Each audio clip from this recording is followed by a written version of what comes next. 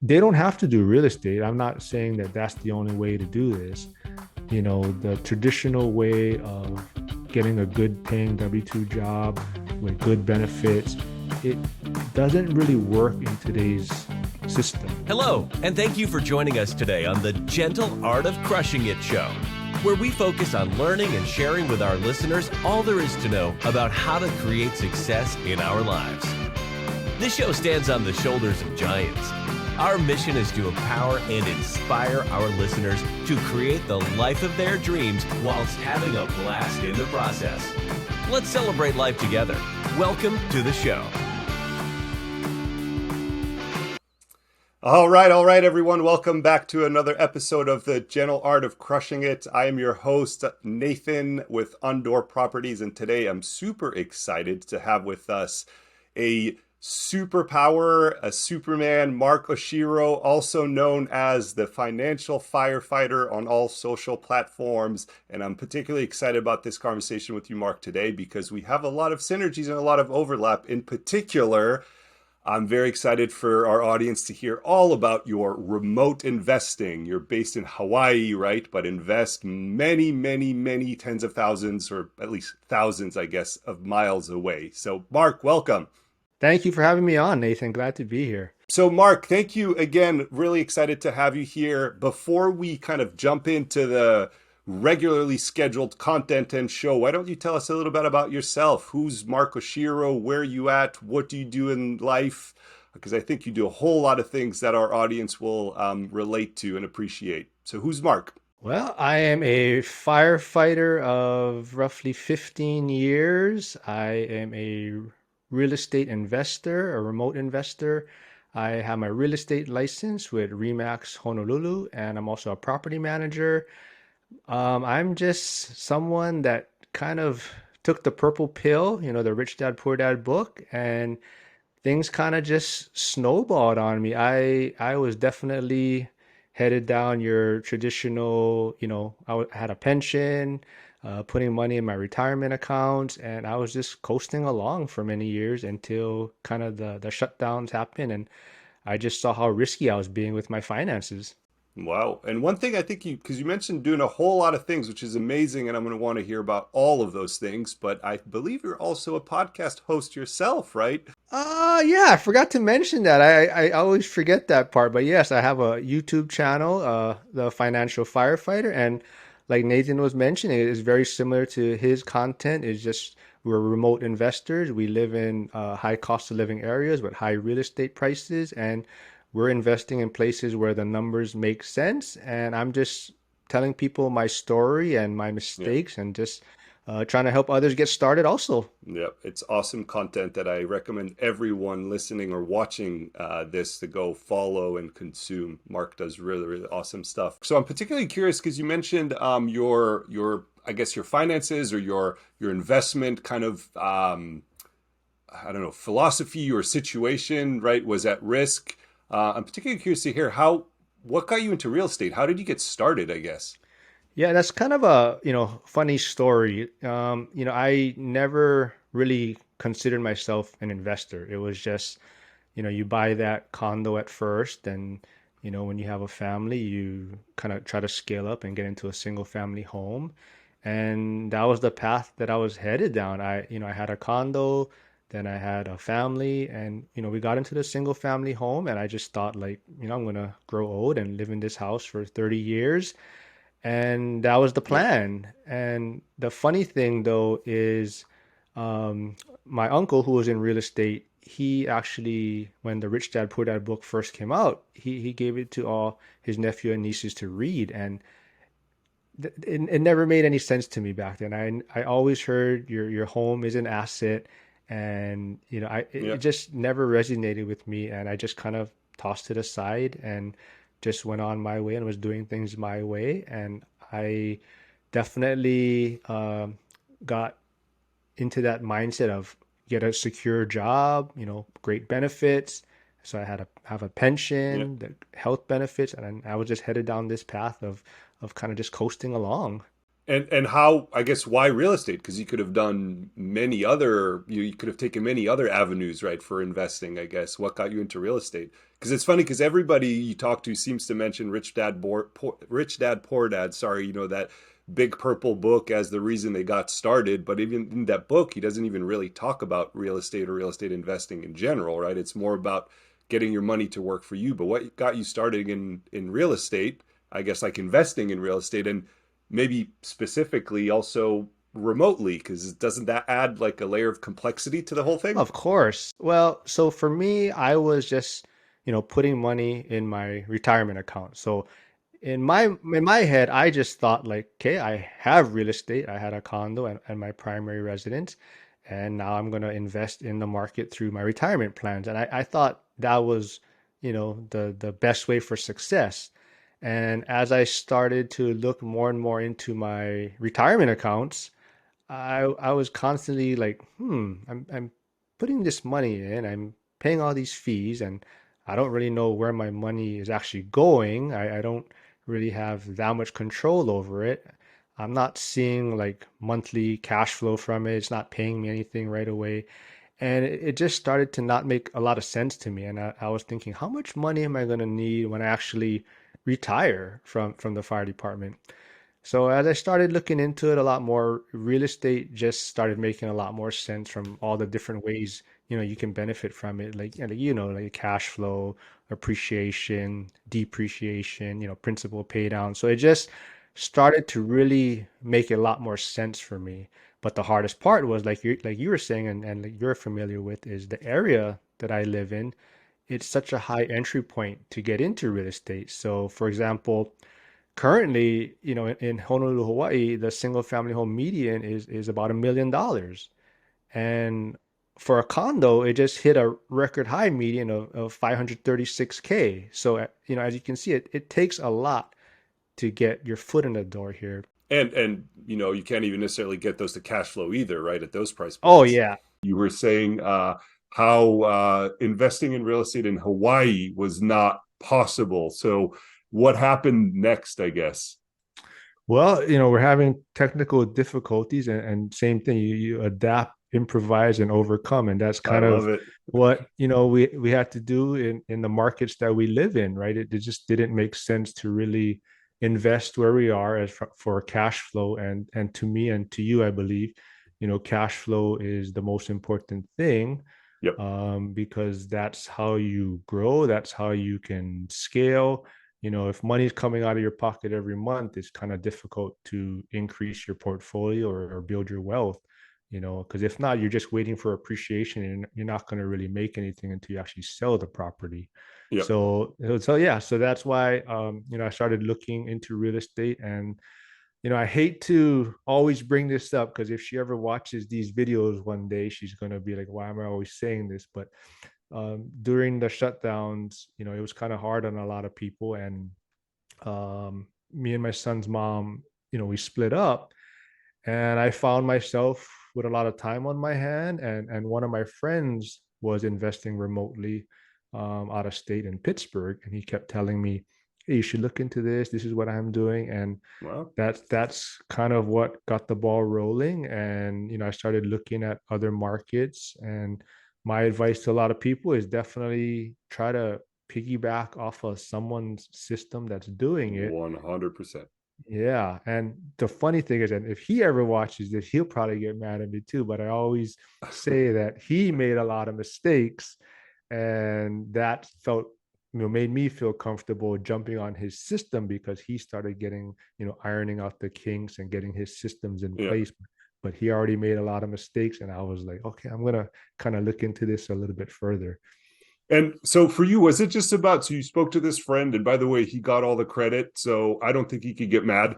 But was it just more about you spoke to him and he was like, yeah, go buy here, and then you pulled up Zillow or Realtor or whatever and bought a property? Or how'd that work from, I had this conversation about Pittsburgh with this friend, to now I own one, two, three, however many rentals you have down the road? But I'm, particularly curious about that first one, because it's always the hardest, right?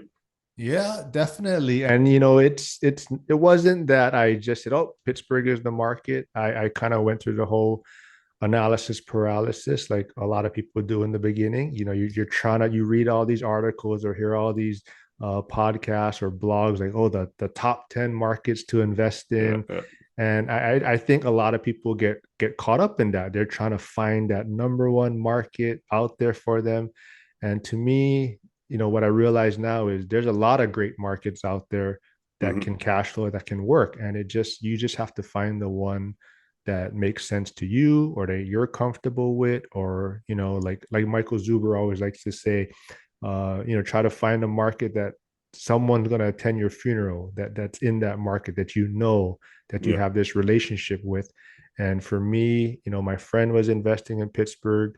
He was being successful, and like I said, he kind of made a lot of mistakes in the beginning, so it just made me feel more comfortable as far as jumping into that market that he was Yeah. in. And now, do you still only and exclusively invest in Pittsburgh, or did you buy or ever buy property elsewhere in different markets? So I'm only in Pittsburgh currently. So Okay. I have 14 single family homes there.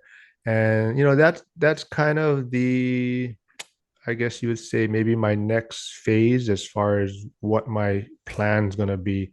Part of me wants to look at another market just to kind Hmm. of diversify or Yeah. build something in another area. However, at the same time, I feel like I'm doing something good in Pittsburgh, and there's other people that has also jumped on board with what I'm doing Yeah. as far as getting started. So I feel like part of me wants to build something bigger there so that we just get better opportunities as a group, Yeah. better Yeah. um, deals or better service, as far as maybe we'll get a reduced rate on property Yeah. management Property management. and, Yeah. and, and things like that. So I'm kind of tossing around ideas right now. Very, very cool. But you're making it sound and seem too easy. It can't be that easy to own 14 rental properties that are thousands of miles away from you. Do you have a horror story that you can share with us? Well, I I wouldn't. It's not a. It's maybe a horror movie. I mean, it's Ooh, well, not a. It's. I like to tell everyone that I definitely, uh, my mistake was always that I scaled too quickly. So interesting. the first one was supposed to be a kind of wait and see, and see how the process went and see if this is something that I Yep. wanted to do more of. And once I did that first one, it was just like, you know what, this makes way more sense. This is what I'm going to do. I'm going to go all in. And, long story short, I took things out of my retirement accounts. I got more properties. And like I always tell everyone, I think the first, four or five really tricked me into thinking that this process is really simple.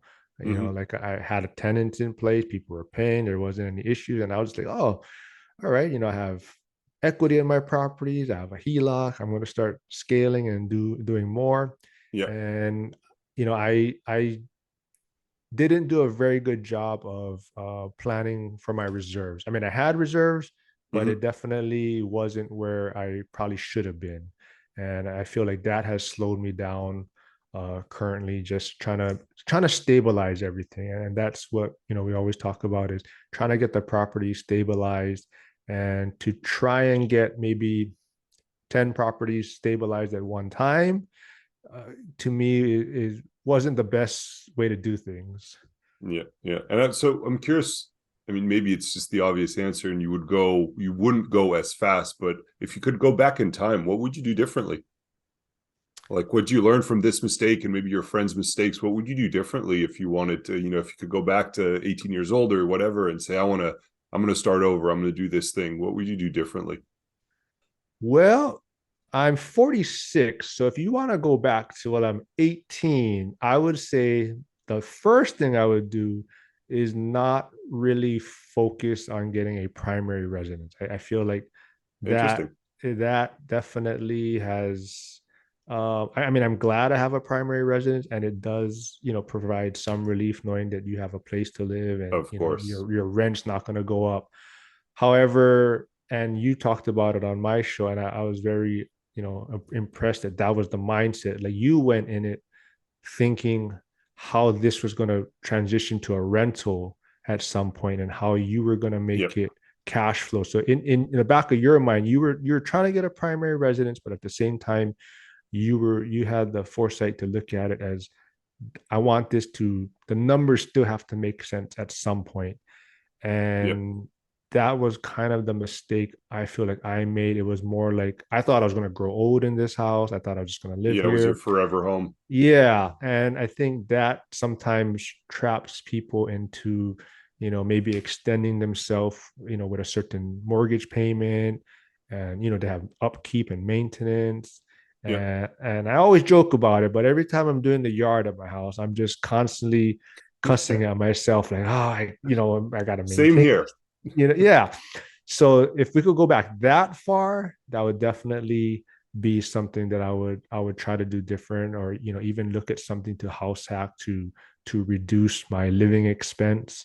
Yeah. But that would definitely be what I would look at differently. But as far as just the starting in Pittsburgh, if I was going to do anything different, it would definitely be just um, not not getting caught up in how many properties I could acquire. Yeah. Like I said, I think getting them stabilized first is definitely a lot more important. And as far as because right now, like I said, I feel like it has slowed me down. Whereas if I started a little bit slower, then I would still be continuing to scale up my portfolio right now. Yeah. Yeah. Yeah. And we kind of, I mean, we didn't talk about this at all, right? But investing remotely like you do, like you and I do, right? It's not just about finding that property on Zillow or whatever and buying it, right? You need a whole like support system, a whole team, right? To make that property run, that investment run. What was that process like for you? I mean, did you piggyback off of your friend and like his contacts and networks and property managers, or did you go in and do your own due diligence? How did that work?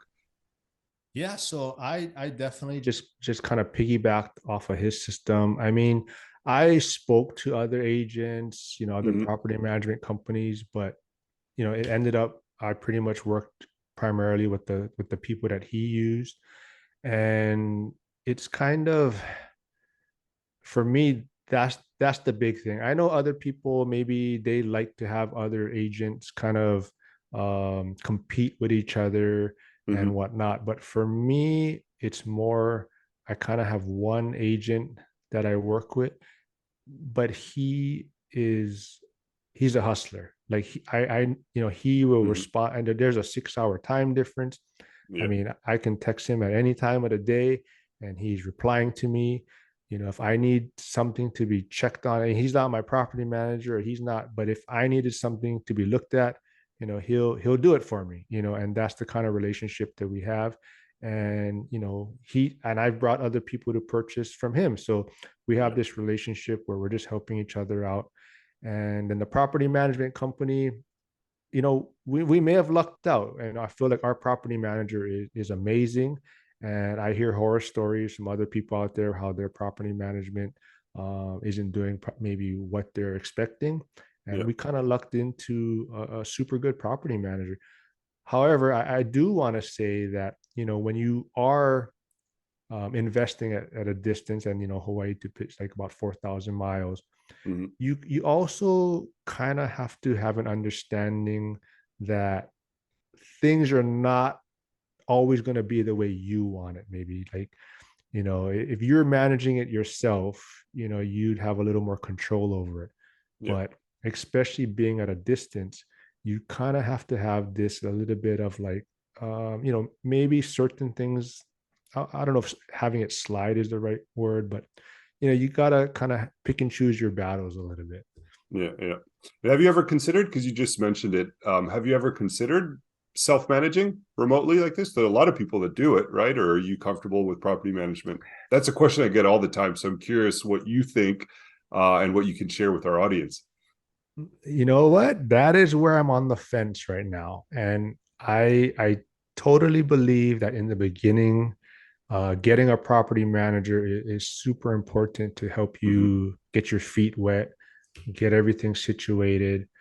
However, for me, I kind of want to do some self-managing just so I can get a concept of it for someone else that may be interested in doing it, as far as Yeah. someone that reaches out to me that may want to invest remotely.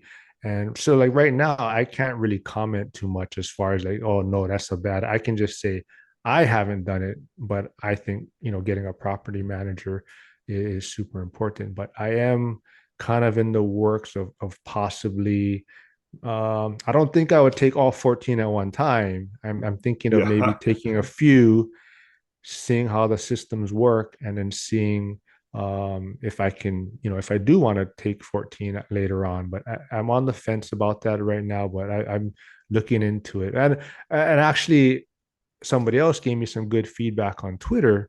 What he does, and what he has a deal with his property manager where he basically has a lower monthly percentage rate. So Okay.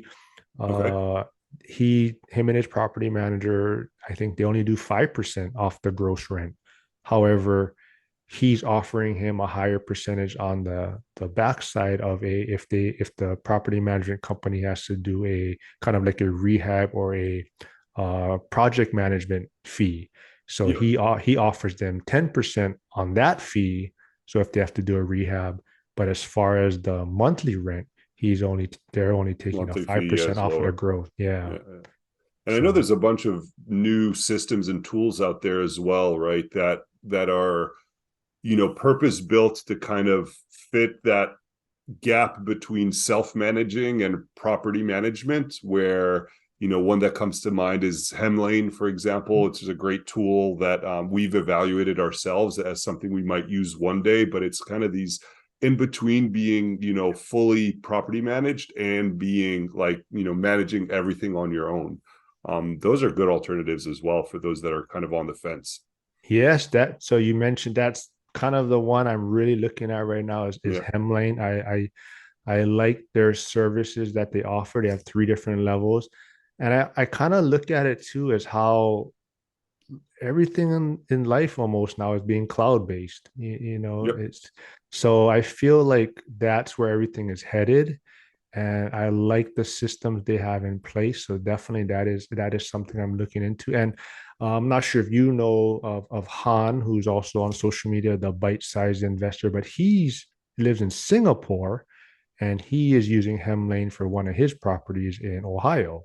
So he's also trying to dabble in that to see how easy it is, and he raves about the customer service for Hemlane. Yeah, they're apparently fantastic. So the day you try it, let me know. Ping me, Mark, and let me know how it goes, so you can decide me and sway me one way or the other. Of course. um, I'm shifting the conversation a little bit here, right? I mean, it sounds like you interact with a lot of people as well who are interested and curious about what you do, right? So investing in real estate for one, but then also doing it remotely. I don't know how often, if ever, you've gone to Pittsburgh, right? But oftentimes that is kind of like the showstopper for everyone. Like, how can I buy a house that's 4,000 miles away, right? And then these people you interact with typically end up in like this, either I'm soft committed to doing this, or I'm fully committed, but let me go into research and education mode forever, and then they end up in this analysis paralysis kind of mode, and they never end up pulling the trigger. What do you say to these people when you interact with them to kind of help them take that action and take that next step? I just kind of tell them my story, my journey.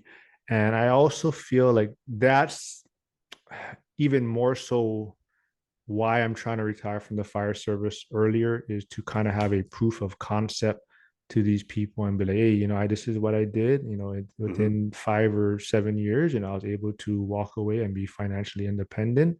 Mm-hmm. And that's kind of where the proof of concept comes in. But for me, and I think for a lot of people, it's more just getting people to think differently. And they don't have to do real estate. I'm not saying that that's the only way to do this, Yeah. And if they choose to do stocks, hey, great. But it's just a matter of trying to find your path and trying to make them open their eyes a little bit to realize that, the traditional way of getting a good paying W-2 job with good benefits, it doesn't really work in today's system, right? It doesn't really work, and that there's other alternatives out there. And, like the thing is, like, in the fire service, you got to do so many years to get your full pension. Yeah. And it's like, who says you have to work 25 or 30 years to retire? Like, if you can do it in 10 years, isn't that a better solution? And you can do more things that you enjoy out there. And if you want to do 25 years in the fire service because you love it, then Of then course. great. But Yeah. just have that option to step away if you want. Yeah. And that's all it is just trying to help people realize that, you can do other things to give you your time back.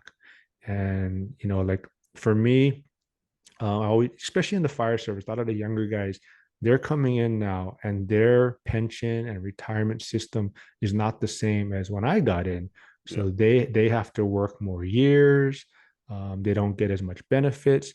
So it's just pointing that out to them that, these things can change. And, what Mhm. happens if you don't work your full 30 years, and you don't get that full pension? Are Or you you get prepared? injured or whatever, right? Exactly. Especially in that line of work. Exactly. Yeah. Well, crazy. Um, given all the, the investments that you have and, the story that you've shared so far, Marc, right? Arguably, we could, one can say that you're a pretty successful individual, right? Um, I'm curious if for, I'm curious to hear from you, I guess, how you would define success. What does success mean to you today? And maybe how has that changed over the years? Was it different, 20 years ago or whatever for you? Man, you're gonna make me sound like a bad well, so like 20 years ago, I would really say that I was selfish. I was very focused on myself, and, I was very kind of, it was just my life. I just did Yeah. everything on my own. It was just for me. And, I was just coasting along, and definitely having a child, having a son. He's almost 8 now, but that really puts things into perspective. Yeah. And, also, I always kind of talk about this, but when I first got into the fire service, also my first day after graduation, ending up in the companies, my dad had a stroke, and, he's still paralyzed, on the I'm right sorry to hear side. that. Yeah. No, but he's amazing. I mean, he drives left-handed. Everything's adapted for him. He tries to figure it out. Mhm. But he was working pretty much just to work. Like, he didn't he retired, but he was working contracted out. And he pretty much a month after he fully stepped away, he had the stroke. And Mhm. it just kind of makes me realize that, you know, if you can walk away earlier or retire earlier and just be, financially independent, then you have all this time to do what you want and, live your life. And for me, that is super important. My son is like everything to me, and I Mhm. want to spend as much time as I can with him and watch him grow up, and teach him also that, give him the opportunities to do whatever he wants to do. Like, if he wants to, like, he loves toys and video games. If he wants to make video games or make toys, you know, if you're generating passive income, you can do these other things that may take time to bring Mhm. you income in. But to me, that's what it's all about. I like I said, I definitely was selfish, when I was younger, and things was Yeah. just about me, and life happens, and you just start realizing that there's other things out there, and things to, kind of, other important things in life. Yeah. So it sounds like legacy and legacy wealth kind of for you and your family is way more important now. Yeah, and yeah, I'm sure you heard it too. Like how, Dion likes to talk about. But for me, it's a lot of it is, I don't want to be a burden for my son. I Yep. don't I don't want him to have to, worry about my financial situation when I get older. Mhm. And I want him to know that I'm taken care of. So maybe he's living in another state from me, and I wouldn't want him to have to pick up and change his life because Yeah. something happened T- to me and someone needs to take care of me. Yeah. And but yeah, I just don't want to be a burden on anyone else. Yeah. Yeah. No, I could totally relate to that. And I'm curious with achieving all this success, right? And for those who aren't watching this on YouTube, you can't see this, but in Marc's background, there are, I don't know, a couple dozen maybe superheroes, awesome paintings. That just got me thinking, Marc, what would you say your superpower is to kind of, achieve everything you're achieving so far and continue to reach success? Wow, I don't, I always kind of refer to two things, and I don't know if you would say it's a superpower, but and this is how I really came across Dion's channel. He caught me Dion in Talk the Financial Freedom. Yeah, for yes, those who don't know. Yep. is his when he was on Bigger Pockets, his episode was about the lazy investor. Mm-hmm. And I'll be honest, I'm lazy, but I'm efficient. And I think that's the joke sometimes, is that lazy people find ways to make things more efficient. And because I don't like wasting time doing things or doing it Well, twice. Or plus you live on an island, right? So don't you live on island time? yes, that is true. It's sunny here all day, and you have all day to get things done. If it doesn't happen today, it can happen tomorrow, right? Yeah, exactly. But that's definitely, but that's understanding yourself. Of Like course. I, Yeah. so for me, that's the thing. Like I've made things to where they're efficient, and I don't like to waste time doing things twice, or having to correct it. And so that's one thing. And then the other thing is being kind of having thick skin and just letting things roll down my back, and Yeah. things, I don't get too high, I don't get too low, things don't really bother me. And that's kind of the joke in the firehouse, is kind of like, if if someone's not teasing you, that means they don't like you. So Yeah. you got to have thick skin in the firehouse, because everyone is just throwing jabs at each other and making fun of each other. But if they're not, then that might mean that they don't really like you, in a sense, because they just don't want to deal with you. But to me, I think that definitely helps in investing in real estate, because you're gonna have problems. It's not, 100%. yeah, it's not easy like a lot of social media people like to put out there, that, oh, it's passive income and you just got to do this. And no, it's work in the beginning, and it's definitely not easy. You're gonna have hiccups and problems, and it's just a matter of, for example, one of my friends who just started investing in Pittsburgh, the property manager messaged, oh, we have a leak at one of your properties. Yeah. And they're kind of freaking out.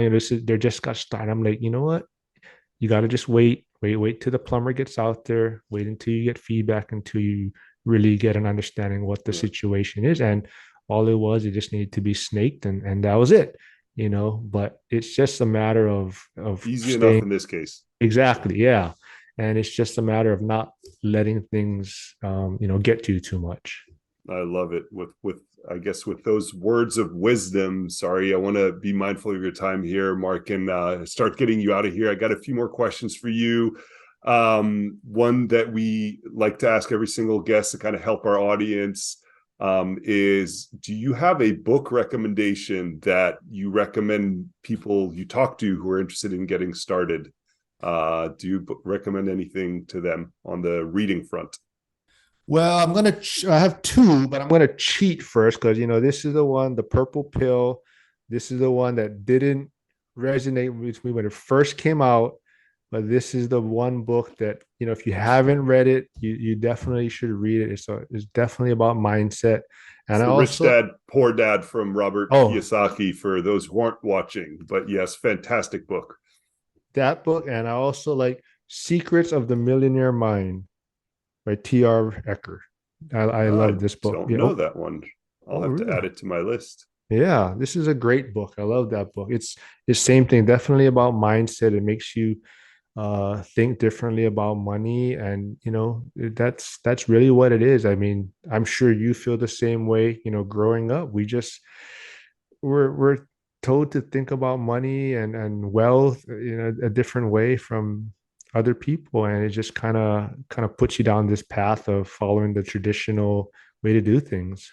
Yep, 100%. And what about like a tool or an app or a piece of software or something that you like to use day to day that helps you achieve success? Day to day, well, I would suggest people to go to everyreitool.com. If you don't really know what, apps or what software or what information to use, that's a great resource to kind of see what other investors are using. There's like Bright Investor Official on there, which is a newer platform that helps you, figure out kind of market conditions as far as rent, population, job growth. But that's a great tool to use. And I hate to say it because I got my real estate license and we're not supposed to really talk about it. It's like a taboo word, but I like Zillow. I do like Zillow. I like I use Zillow. Zillow every day. I like it because they have the calculator right there. So when you're looking at a property, you can kind of punch in your numbers right there as far as the For down like payment. mortgage, insurance, and things like Yes, that. Yep. yes, it's Yeah. right there on the screen. I don't need to go somewhere else. And but yes, getting being a realtor, you're not supposed to talk about Zillow, but I love it. I think It's it's the super. tool that everybody who's not a real estate realtor sorry uses, right? So Exactly. Yeah. yeah, I love it. Very cool. And last, Mark, here, how can our audience help you and how can they reach out to you if you want to?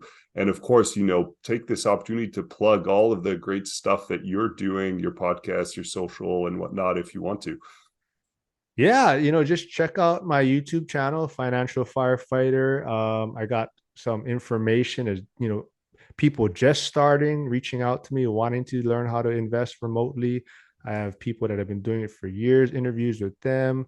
But yeah, it's a cool channel, just kind of talking about my journey, talking about my mistakes, and just hoping to help others get started. But you can find me all over social media, Instagram, Facebook, Twitter, LinkedIn, TikTok. So usually all under Everywhere.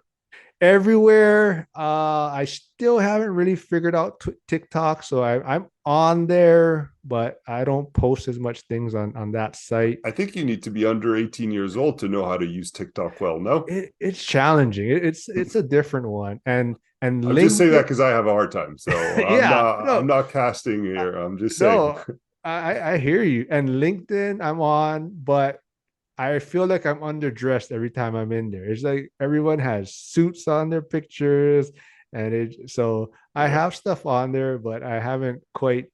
My favorite is Instagram and Twitter. I think I get the most feedback and interaction on those two Yeah. sites. Awesome. Well, Marc, also known as the Financial Firefighter, thank you so much for your time today. We'll make sure to drop in the show notes all of the links to your social, to the books that were recommended, the tools that were recommended. But I just wanted to thank you again for your time. It was a pleasure having you on today, and we'll cross paths very soon again. Yeah, thanks, Nathan. Thanks for having me on. Well, there you have it, ladies and gentlemen. Another episode of The Gentle Art of Crushing It. It was an amazing episode. We know we sure learned a lot, and we hope you did as well. We want to take a second and thank you so much for viewing or listening to this episode. And please just know that we only ask for one favor, and that is to make this life magnificent. Thank you, and have a wonderful day.